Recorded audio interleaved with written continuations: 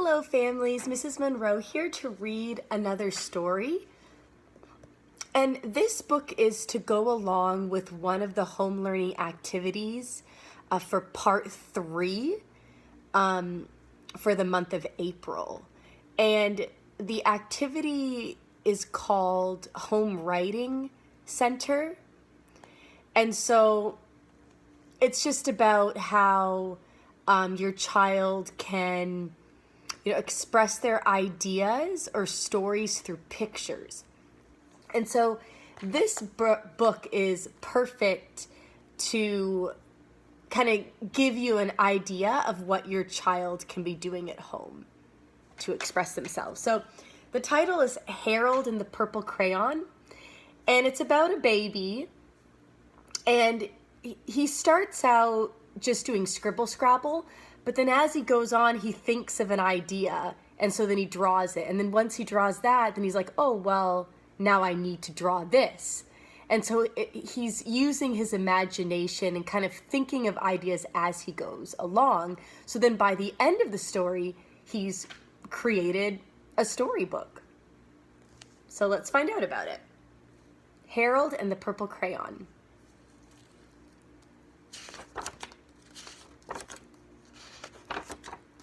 One evening, after thinking it over for some time, Harold decided to go for a walk in the moonlight.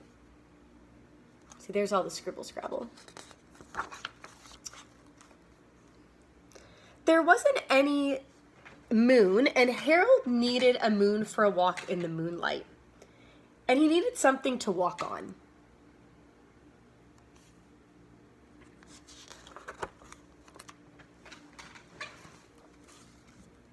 He made a long straight path so he wouldn't get lost, and he set off on his walk, taking his big purple crayon with him.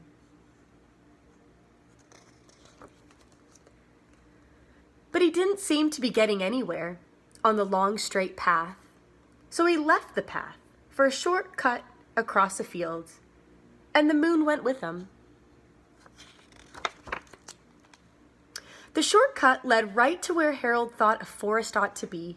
He didn't want to get lost in the woods, so he made a very small forest with just one tree in it.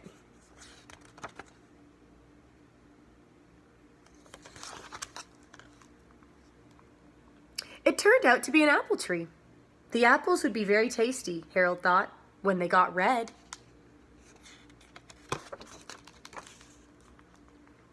So he put a frightening dragon under the tree to guard the apples. It was a terribly frightening dragon. I wonder if dragons are real. What do you think? It even frightened Harold. He backed away. His hand holding the purple crayon shook. So as it shakes, I wonder what it's going to make. Suddenly he realized what was happening. But by then Harold was over his head in an ocean. He's going to get tired of swimming in that ocean, so what is he going to need? He came up thinking fast, and in no time he was climbing aboard a trim little boat. And see, the moon is still staying with him the whole time. He quickly set sail, and the moon sailed along with him. After he had sailed long enough, Harold made land without much trouble. He stepped ashore on the beach, wondering where he was. The sandy beach reminded Harold of picnics, and the thought of picnics made him hungry. So he laid out a nice simple picnic lunch.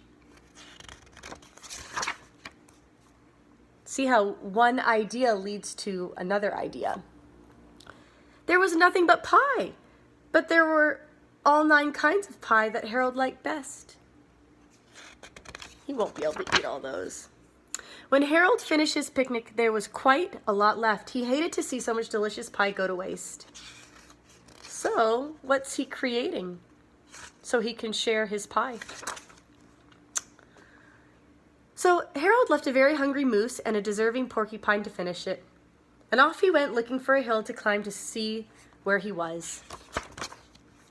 Harold knew that the higher up he went, the farther he could see, so he decided to make the hill into a mountain. If he went high enough, he thought he could see the window of his bedroom. He was tired, or he he was tired and he felt he ought to be getting to bed. He hoped he could see his bedroom window from the top of the mountain.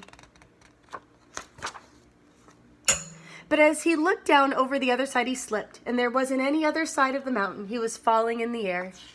So what does he need to make? But luckily, he kept his wits and his purple crayon. He made a balloon, and he grabbed onto it.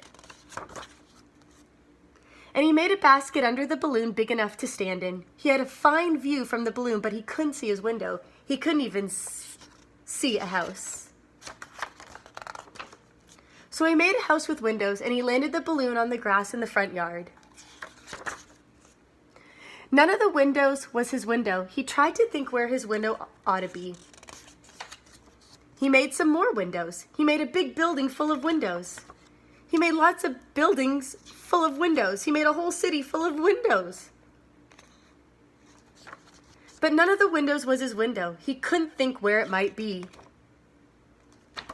He decided to ask a policeman. The policeman pointed the way Harold was going anyway, but Harold thanked him.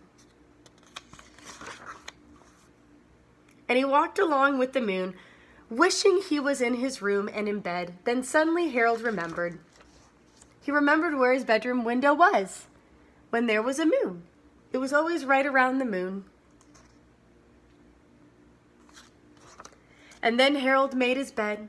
He got in it and he drew up the covers. And covers means like blanket. The purple crayon dropped on the floor and Harold dropped off to sleep. He must have been so exhausted from drawing all those pictures. The end. So now I encourage you to go off and create your story.